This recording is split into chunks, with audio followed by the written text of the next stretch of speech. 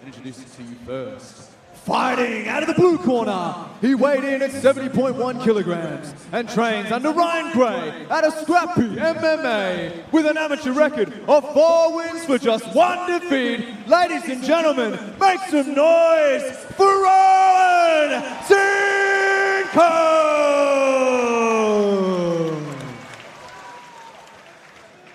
And introducing his opponent, fighting out of the red corner, he weighed in at 70.1 kilograms and trains under Stephen Kennedy out of Kick-Ass MMA with an undefeated amateur record of 2 wins for no defeats. Ladies and gentlemen, please welcome to the cage, Nima Barrow!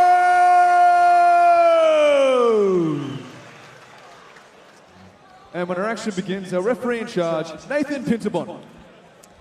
Nathan Pintabona, first assignment of the afternoon. Very good referee himself. Ready to get this one underway. The crowd has really packed into HBS Stadium, Daniel. Here we go, Owen straight out. And let's see how he uses his range and length here. Nima's not engaging the grappling straight away, but Owen is so long and rangy. You don't see that too often where the guy that's got so much of a height advantage but has got a 3 centimetre reach disadvantage. I mean, that first shot from Nima looks to have tagged Owen's eye. He's blinking a lot. Good start by Nima. Nice punch there by Tinko. This matchup presented by Proper Number 12 Irish Whiskey. Yeah, it's good to see Owen using his range here. Like he said, he wanted to stay and strike, and he's at striking distance. Nima really needs to close the gap and get inside. Doing that well so far. That Tinko pushes back as Nima looks for a takedown, but well defended by Tinko. And that's a big confidence boost to start for Owen. Ooh, nice punch there by Nima. This was a fight to look forward to on the prelim portion of the card. That's here for those double unders for Owen. He's just so long. Nice kick to the leg there by Tinko. It's well done by Owen to circle off the cage, especially against a wrestler like Nima. You don't ever want your back against the cage. He looks dangerous on the feet with his. He's got heavy hands. Yeah, there, he does. He? Yeah, he is closing the distance well, especially with that overhand that's going. Nice. And there's the flying triangle attempt we've seen him do before. Yeah, he has landed and scored a flying triangle victory in one of his 4 submission wins. And this is where Nima transitions so well from the front headlock position now into legs. But Owen's done well to keep it and circle out there and frame really well. Using those long frames is going to make things hard for Nima here. Nice hands there by Nima. That was a very nice right hit to the head by Nima. Tinko fires back with a couple of kicks. And then beautifully timed off that kick. When Nima got the read and you knew that kick was coming. And now let's see this active guard we really know Owen for. Yeah, and that's what I'm curious to find out about this position, because Beirut wants that ground and pound, but Tinko again is very good off his back, so he'll be comfortable. Gets up very nicely. Very well to transition. That's beautiful movement. Yeah, great head movement. Not one of those punches landed, and Tinko has a smile, but again he still has to defend this takedown.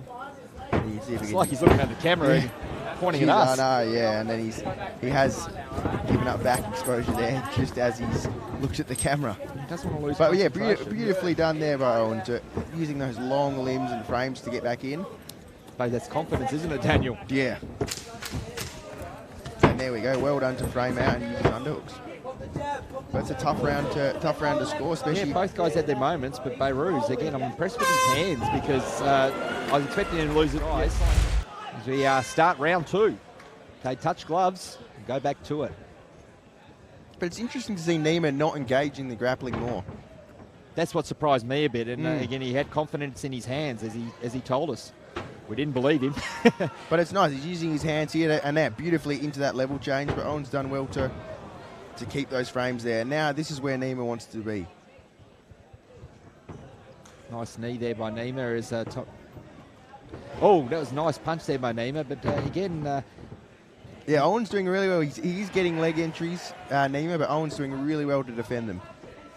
Yeah, and it's like he's going to reset now, but he's not letting Tinko breathe. And look, he gets another takedown. Yeah, and that was one from from range too. There was no setup there, straight into the takedown. Yeah. And here, let's see that guard that we know Owen for, and Nima really needs to try posture up and rain down punches. I think this is where Tim Combe wants the fight. He's going to give you the space when he tries to strike. That's it, there's the space. But there, it's beautiful. Owen's really not taking any damage here, but again, on the judges' scorecards, this is not a good look. You're not winning points being here on your back. And now he's right in front of his own corner, so opportunity to listen. You can see Ben Vickers and Rowan Gray. Face him. That's it. And there we go, there's the wrestle up. But Nima's doing well Tim Combe to get back up. But yeah, Nima's done well, and now if he can expose the back here, it's going to be a great position. And as far as this round, again, Nima's just working a little bit harder than Owen. And I think that's the problem, the story of this round now is Owen is letting this happen. He needs to get out of these positions. He's only got a minute left now. Yep, he needs to turn around pretty quickly because, again, you wouldn't have any confidence that you are round one. No, and then you need, this is where you need big shots here to win points. In this round. And that's really well done there by Nima, shooting real low. He's right in front of his corner, and again, I think they'll be very frustrated with him at the moment because they're probably not going. There we go. There's the Kimura There you trap. go. But he really needs to use this.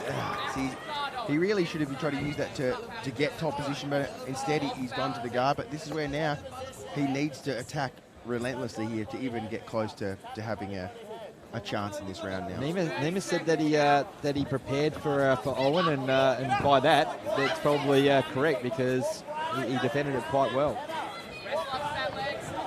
But Owen wants to get it back to the feet at the moment. Correct, yeah. There we go. Oh, but look, he just walks into a couple of ground and pound punches, what Nima wanted as well as part of his game plan. But Owen really needs to put an exclamation mark on this round if he wants any chance here. Oh, that's a nice punch to end round two, but It's a again, tough round, yeah. For a tough round two, but Nima Baruz, very impressive so far, and his game plan has been working. I'd really love to see Owen throw that uppercut more, and even some step knees with that height advantage. But unfortunately, this is exactly where Nima wants to be, and even, again, riding it out on the cage is where he can get a win. Right in front, up against the cage, and they have a bit of separation now, but let's see what... a bit of distance that... Oh, tried for that spinning back kick, but closed very quickly by Nima. Collar knees right to the body by Nima. And those ones are just taking the wind out of Owen, which is going to make stopping these shots hard. But Nima, this is exactly, he can strike here, and then once he can get in on the legs, it's very hard to defend those takedowns. What's been impressive by Nima, again, his wrestling background, but he said that he's been working on his striking, and it's showing tonight. Especially working the body too. He's done a lot to really try and soften up Owen in the body, which takes the wind out of him. But this is where Owen really needs to be active here and make a statement. He can't just ride this out now on the... No, he's got to get it back to the feet or pull off a use submission. Use those butterfly hooks to at least create space or create a scramble. Because he does it really well here to stand up, but he needs to stand straight up and even use the splits now, go back to the Kimura trap, just anything to create space and circle out if he wants to strike, like he said. Because I think Nima, these are the positions where he can grind out longer. Lower center of gravity, it's easier for him to get down quicker. And he's eating up a lot of time as well with just over a minute left in the third and final round. And they get a bit of separation now, so they go straight back to the takedown. And this is the submission that Owen is looking for, but Nima handles it very nicely as Nate Pinderponder. And this will be interesting if Owen can take Nima down. I didn't think this would happen, but this here, is the first time. If he can get back exposure now, this is a very dangerous position now. He really gone too early. Yeah, so you can't. He's let him square up too much, and this is great. It's great. Keeping. I think he's a bit of impatient then, wasn't he, Daniel? Yeah, Nima did really well to keep his hips high and get out. But now Owen needs to build straight back up. He's got 40 seconds for a Hail Mary now.